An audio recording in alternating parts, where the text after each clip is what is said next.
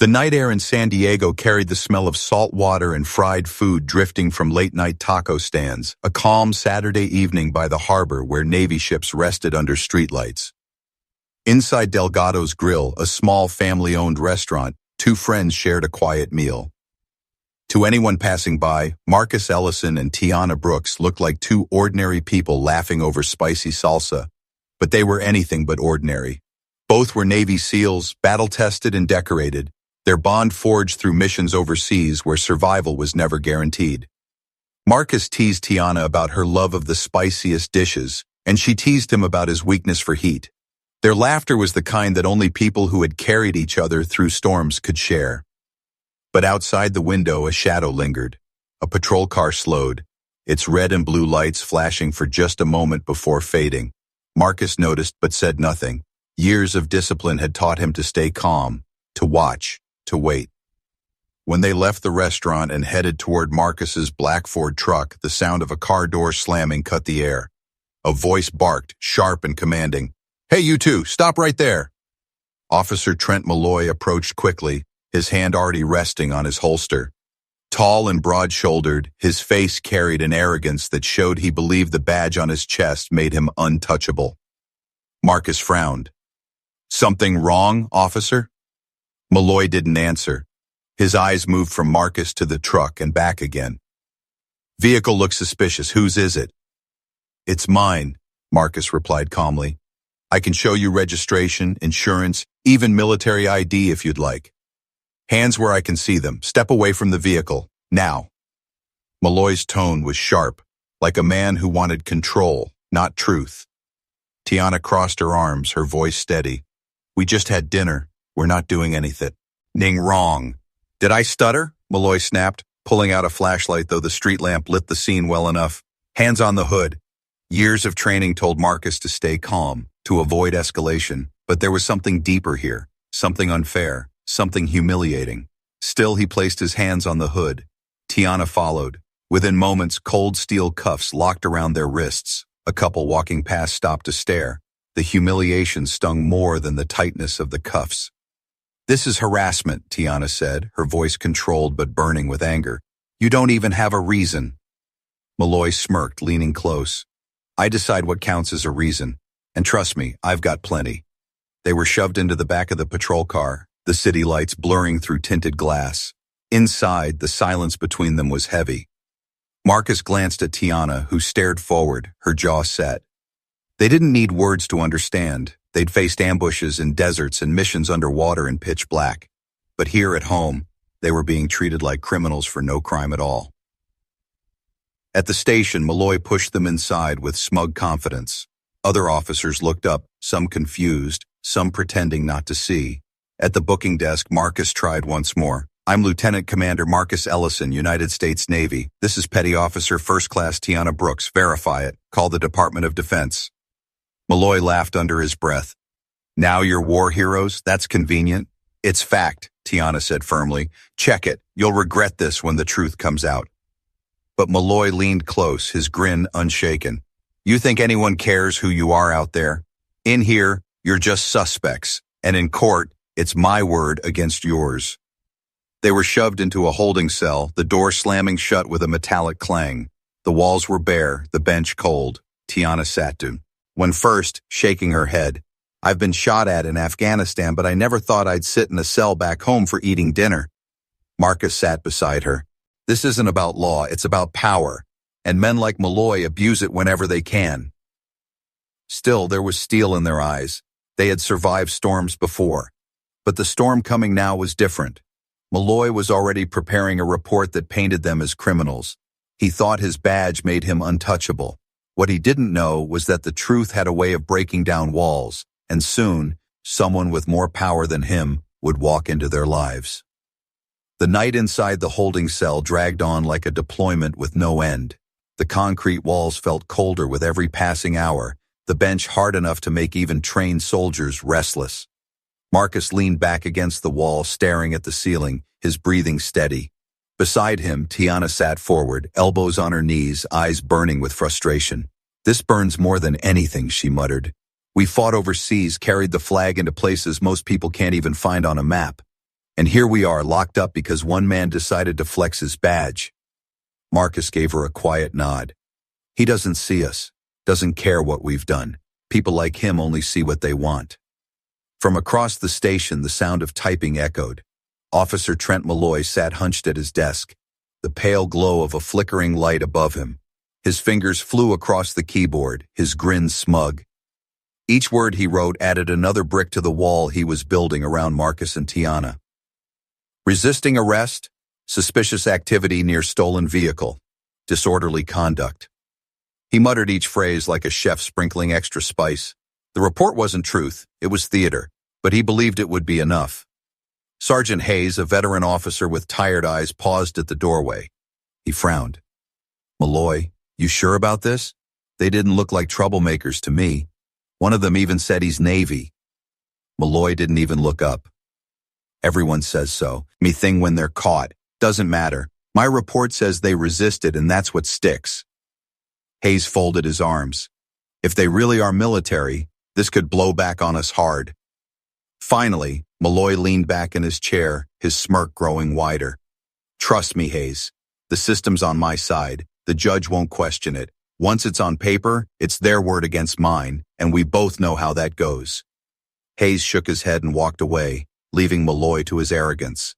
The officer stapled the report with a sharp click, then sat back satisfied. For him, it wasn't about justice. It was about control. Back in the cell, Marcus sighed.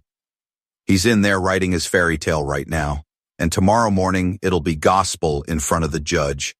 Tiana clenched her fists. Judges believe cops.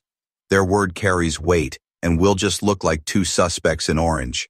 Marcus leaned closer, his voice calm but edged with quiet fire. Then we hold the line. Truth's a weapon too.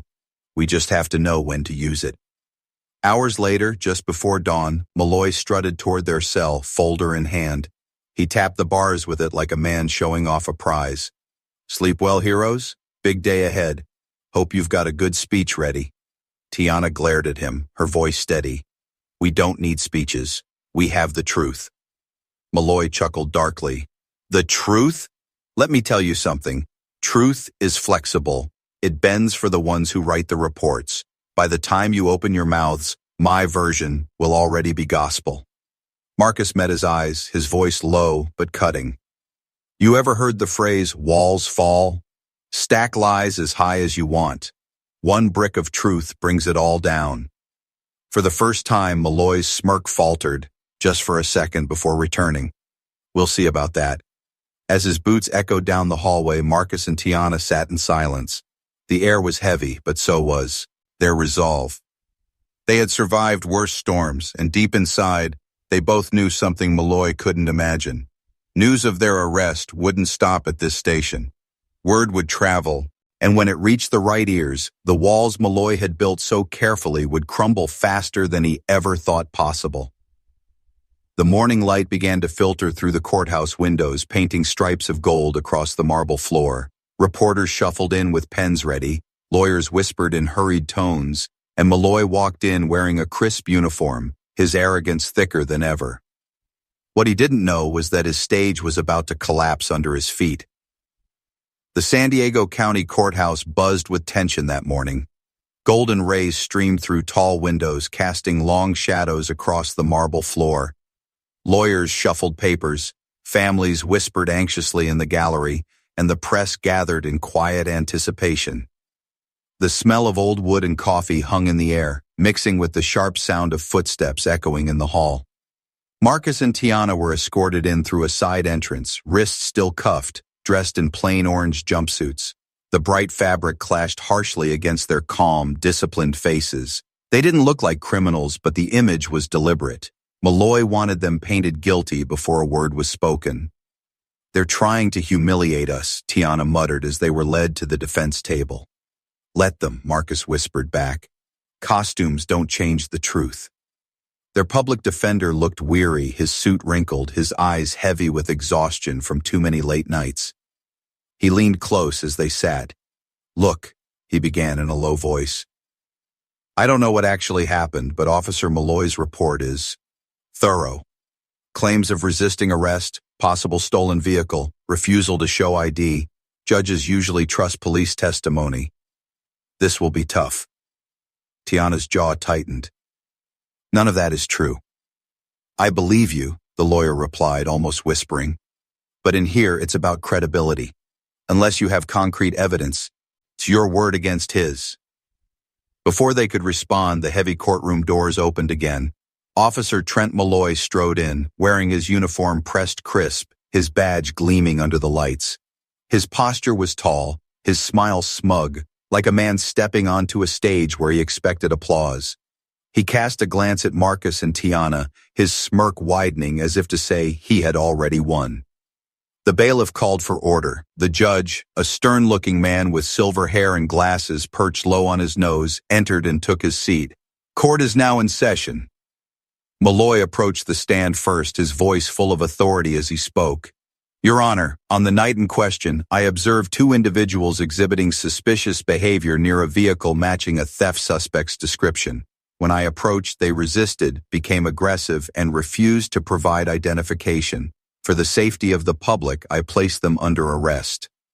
His words painted the picture he wanted. Every sentence was polished, practiced. The courtroom scribes wrote quickly, reporters leaned forward, and even some jurors nodded, already convinced. Marcus clenched his jaw, keeping silent. Years of discipline kept him steady. Tiana, however, shook her head in disbelief, whispering under her breath, "He's lying through his teeth." Their lawyer stood.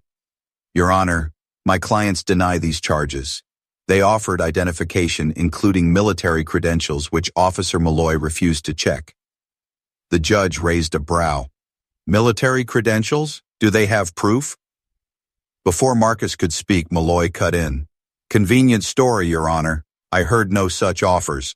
What I saw were two hostile suspects resisting lawful commands. The tension in the room thickened. The lawyer sighed, shuffling papers. The weight of Malloy's badge seemed to carry more force than any defense he could mount. Marcus finally leaned forward, his voice calm but powerful. Your Honor, my name is Lieutenant Commander Marcus Ellison, United States Navy. This is Petty Officer First Class Tiana Brooks. We've served our country overseas. We showed discipline and respect that night, not resistance. Call the Department of Defense. Verify it. We have nothing to hide. The gallery stirred with murmurs. Some reporters scribbled faster. The judge studied Marcus for a long moment, tapping his pen against the bench. Malloy smirked, unshaken. Anyone can claim titles, but in here, titles don't matter. Behavior does. Tiana's eyes narrowed, her voice sharp but steady. Then let the truth decide, not your lies. For the first time, a crack appeared in Malloy's confidence. He shifted slightly, his jaw tightening. He wasn't expecting resistance, certainly not from people who carried themselves with such quiet strength. The judge leaned back in his chair. We will adjourn for a short recess while I review these claims. His gavel struck once, echoing like thunder. Malloy stepped down from the stand, his smug expression returning as he passed Marcus and Tiana. He leaned in just enough to whisper, Doesn't matter what you say. My word carries weight. Yours doesn't. But what Malloy didn't see was the door at the back of the courtroom opening quietly, a tall figure in dress white stepping inside. His presence was commanding, his eyes sharp, his chest decorated with medals that told a lifetime of service. It was the last man Malloy ever expected to see. The murmurs in the gallery hushed the moment the tall figure stepped into the courtroom. His white dress uniform gleamed under the overhead lights, the rows of medals on his chest reflecting flashes of color. His stride was steady, controlled, and filled with authority. Every head turned, some in recognition, others in curiosity. But for Marcus and Tiana, their eyes widened with relief. Admiral Jonathan Reeves, commander of the Pacific Fleet. A man whose reputation stretched across oceans, whose presence alone demanded respect. He carried himself with the weight of decades of service, the kind of man who had saluted presidents and buried comrades. Malloy froze mid-step, his smirk evaporating the moment his eyes landed on the Admiral. His chest tightened. He hadn't prepared for this. The judge looked up, surprised. Admiral Reeves, this is unexpected. The Admiral's voice was calm but firm, carrying across the courtroom with natural command. Your Honor, I apologize for the intrusion, but I was informed last night that two of my finest officers were arrested under questionable circumstances. I intend to ensure their service and their honor are recognized here. Gasps echoed. Reporters scribbled furiously, cameras shifted, and the air itself seemed to crackle with tension. Marcus stood, his voice steady. Sir. He saluted instinctively despite the cuffs digging into his wrists. Tiana followed, her chin lifting with pride. The Admiral's eyes softened briefly at the sight of them. At ease, both of you. You've done enough. Malloy's throat went dry, but he forced his voice steady. Your Honor, this is irregular. With all due respect, military rank shouldn't influence a civilian court proceeding. The Admiral's gaze snapped to him, sharp enough to cut steel. Officer Malloy, what will influence this court is the truth, and I expect you to remember that your badge does not place you above the law. The gallery erupted in whispers. For the first time, Malloy's confidence cracked. He swallowed hard, shifting uncomfortably under the Admiral's gaze. The judge cleared his throat. Admiral, you claim to know these defendants personally? Yes, Reeves replied firmly. Lieutenant Commander Ellison and Petty Officer Brooks have served this nation with distinction. I reviewed their commendations this morning. These are not petty criminals, Your Honor. These are decorated Navy SEALs who have risked their lives repeatedly for this country. And now they stand accused by a man whose report contains glaring inconsistencies. The judge adjusted his glasses, suddenly far more attentive. Inconsistencies? Reeves stepped forward, placing a thick folder on the clerk's desk. Their deployment records, their commendations, verified proof of identity. I would also encourage the court to compare this against Officer Malloy's rushed report. You'll find it full of vague language, no witnesses, no supporting evidence. He wrote it to protect his ego, not the public. Malloy's face flushed red. That's not true. They resisted. Enough, the Admiral's voice thundered, silencing the room. I've led men and women into war zones where hesitation meant death. I know the measure of these two. They don't resist without cause, and they don't disrespect authority without reason. What they will do is uphold honor, even when dishonor is forced upon them. Marcus felt a wave of pride ripple through him. Tiana's lips curved into the faintest smile. For once, the weight wasn't on their shoulders alone. The judge leaned forward, studying Malloy. Officer, do you have any corroborating evidence, any witness statements, surveillance footage, anything? Malloy's tongue felt like sandpaper. No, but my report. Your report is words, the judge interrupted, his tone suddenly sharp. Words can be twisted, evidence cannot, and right now, all I see is the word of one officer against the service records of two decorated Navy SEALs, backed by an Admiral of the United States Navy. Malloy's stomach dropped. His certainty crumbled like sand under waves. For the first time, the badge on his chest didn't feel like armor. It felt like a target. The Admiral's voice softened, though the steel in it remained. Respect isn't a gift you demand, officer. It's something you earn, and right now you've shown this courtroom nothing but arrogance. The gallery erupted in applause, the sound echoing off marble walls, reporters' pens, scratched feverishly, capturing every word. Malloy stood frozen, his hands trembling at his sides. Marcus turned to Tiana, whispering, "The tide's turning." She nodded. And Malloy knows it. The judge struck his gavel once, restoring order. We will resume after a short recess. And Officer Malloy, I suggest you use this time to reconsider the foundation of your testimony. Malloy sank into his chair, his mind spinning, the weight of the Admiral's presence crushing down on him. The power he thought was unshakable was slipping through his fingers. And for the first time since the night began, Marcus and Tiana allowed themselves to breathe. The courtroom buzzed like a hive when recess ended. Reporters whispered frantically into their phones, families leaned forward with tense faces, and every eye was locked on Officer Trent Malloy. The smug confidence he had worn earlier was gone, replaced by a stiffness in his shoulders and a sweat glistening on his forehead. He tried to sit tall, but the cracks were visible. Marcus and Tiana returned to their seats, still in cuffs but no longer defeated. The Admiral sat directly behind them, his presence like a shield that pushed back the weight of Malloy's lies. The judge entered again, striking the gavel. Court is back in session. Officer Malloy, you may continue your testimony, but I will remind you, truthful testimony, no vague accusations, no unnecessary embellishment. Malloy swallowed hard. Yes, Your Honor. He stood, cleared his throat, and tried to regain control. As I stated, the suspects, Ellison and Brooks, were behaving suspiciously near a black Ford truck. When approached, they grew hostile, refused to show identification, and resisted commands. The judge leaned forward. You claim they resisted. Did they physically fight you? Malloy hesitated. Not physically, Your Honor, but their tone is not wrested. Stance, the judge interrupted, his voice sharp. Did they strike you? Attempt to flee? Any action that endangered public safety? Malloy's lips parted, but no words came. His silence stretched. The Admiral stood slowly. Permission to speak, Your Honor? The judge nodded. Reeves approached with calm authority. These officers, he gestured toward Marcus and Tiana, carry records of the highest discipline. Their evaluations describe them as composed under fire, reliable under duress, respectful even to authority figures who doubted them. I reviewed their files myself this morning. To claim they resisted without evidence is not only false, it's insulting.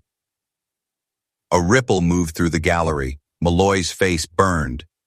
Your Honor, with all respect, the Admiral wasn't there that night. I was, and I saw what I saw. The judge's eyes narrowed. And yet, officer, you present no dashcam footage, no body cam footage, no witnesses. Do you not carry a body camera on duty? Malloy froze. He had hoped no one would ask. It was not operational at the time. The courtroom erupted in murmurs, sharp and disbelieving. The judge's gavel slammed. Order. Officer Malloy, are you telling this court that during an arrest your body camera conveniently failed? Sweat slid down Malloy's temple. Yes, Your Honor. Reeves's voice cut like a blade. How convenient indeed. 2 decorated SEALs arrested, no evidence, no witnesses, and the only camera that could prove it mysteriously not working. Marcus leaned forward, his voice firm but calm. Your Honor, with respect, I offered my military ID at the scene. Officer Malloy refused to check it. That detail alone should tell you everything about his intentions. Tiana's eyes locked on the judge. This wasn't about law enforcement. This was about humiliation. The judge studied them, then Malloy. The balance of the courtroom had shifted, and everyone knew it. Sergeant Hayes, the veteran officer who had doubted Malloy earlier, suddenly stood in the gallery. His voice rang out. Your Honor, if I may, I was at the station when they were brought in. They were calm, respectful, and identified themselves as Navy. I questioned the arrest myself. The air snapped like a wire pulled too tight. All eyes darted back to Malloy. His mouth opened, but no sound came. His last thread of authority was unraveling in front of everyone. The judge leaned back, adjusting his glasses. Officer Malloy, your testimony has more holes than substance. Unless you can produce tangible evidence, I am inclined to believe the defendant's version of events, supported by an admiral, a fellow officer, and their verified service records. Malloy's voice cracked, desperation slipping through. They disrespected me. They acted like they were above the law. The admiral stepped forward, his presence filling the room. No, officer. They acted like the heroes they are. You're the one who acted above the law. Applause erupted in the gallery, louder this time, echoing against the marble walls. Reporters scribbled furiously, some already knowing the headlines would write themselves. Decorated Navy SEALs arrested without cause. Badge tested. Truth wins. The judge slammed his gavel again, but his eyes softened toward Marcus and Tiana. This court will not allow injustice to masquerade as law. We will deliberate further, but I warn you, Officer Malloy, your credibility is hanging by a thread. Malloy sank into his chair, his hands trembling. The badge on his chest no longer felt like power. It felt like a burden pulling him under. Marcus glanced at Tiana, whispering, "The walls are falling." She nodded, her voice steady. And he knows it. The courtroom held its breath when the judge returned after deliberation. Every eye was fixed on the bench, every sound in the gallery muffled under the weight of anticipation. Marcus and Tiana sat tall despite their cuffs, their discipline unbroken, while Admiral Reeves stood behind them like a guardian. Officer Malloy, however, looked like a man trapped in his own lies, his face pale, his shoulders tense. The judge adjusted his glasses and spoke slowly, each word deliberate. This court has reviewed the testimony, the service records, and the glaring lack of evidence from Officer Malloy. What I see before me is not two criminals, but two decorated Navy SEALs who were wrongfully humiliated and detained. I see a report written with arrogance rather than accuracy, and I see an officer who let pride outweigh truth. The gallery erupted in a wave of murmurs and gasps. Marcus and Tiana remained steady, their training keeping them calm even as the scales tipped in their favor. Therefore, the judge continued, the charges against Lieutenant Commander Marcus Ellison and Petty Officer First Class Tiana Brooks are dismissed immediately. They are free to go. His gavel struck the desk, a sound that rang like victory. Applause thundered through the courtroom. Reporters scrambled, cameras flashed, and families whispered prayers of thanks. Marcus exhaled slowly, a breath he had been holding since the night began. Tiana's eyes glistened, not with weakness, but with vindication. Admiral Reeves placed a hand on Marcus's shoulder. You both stood tall. I expected nothing less. The judge turned his gaze sharply toward Malloy. As for you, officer, this court will be forwarding your conduct to internal affairs. Your actions here tonight suggest a dangerous misuse of power. You will answer for that. Malloy's mouth opened, but no defense came. The badge on his chest felt heavier than ever, no longer a symbol of authority, but of disgrace. His arrogance had shattered under the weight of truth, and he could feel the walls collapsing around him. The bailiff removed Marcus and Tiana's cuffs, and for the first time since their arrest, they flexed their wrists free. The crowd in the gallery rose in a standing ovation as the two SEALs stood tall, their dignity fully restored. Tiana turned to Marcus, her voice quiet but fierce. We didn't just fight for ours, elves tonight. We fought for everyone who's ever been treated like they don't belong. Marcus nodded, his eyes scanning the room. Respect isn't something handed out by uniforms or badges. It's something earned. Malloy forgot that. We didn't. The Admiral smiled faintly. And now the whole city will remember it. Outside the courthouse, reporters swarmed, microphones flashing like spotlights. Marcus and Tiana walked past them with calm composure, refusing to turn the moment into a spectacle. The Admiral shielded them with his presence, but one reporter shouted a question that cut through the noise. What's your message to people who saw what happened here today? Marcus paused, turned slightly, and spoke with quiet power. Don't judge a book by its cover. Don't mistake humility for weakness. And never forget, truth will always outlast lies. The crowd erupted again, their cheers echoing down the courthouse steps. The sun broke through the clouds, casting golden light over the scene, as if the day itself had chosen to celebrate justice. Inside, Officer Malloy sat slumped at the defense table, alone, his once smug expression replaced by the hollow look of a man who finally realized his badge couldn't shield him from consequences. His name would now be remembered, not as a symbol of authority, but as a warning of corruption. For Marcus and Tiana, the fight was over. They had faced danger overseas, but this battle at home had tested something deeper, their dignity, their honor, and they had won. As they left the courthouse steps together side by side, Admiral Reeves's voice echoed in their ears. Heroes aren't just made in war zones. Sometimes they're made in courtrooms, standing tall against injustice. The story would spread across the city, carried by headlines and whispered in homes. 2 Navy SEALs stood against corruption and walked free, their honor intact. Respect earned anew.